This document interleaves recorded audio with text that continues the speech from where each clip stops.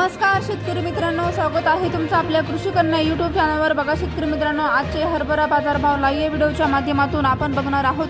तत्पूर्वी आपण चॅनल बनवून असाल तर चॅनल सबस्क्राइब करा, व्हिडिओ लाईक करा आणि शेअर करा, त्यामुळे तुम्हाला नवीन व्हिडिओचे अपडेट लगेच बघायला मिळतील। चला तर व्हिडिओला सुरुवात करूया। बघा शेतकरी मित्रांनो, कृषी उत्पन्न बाजार समिती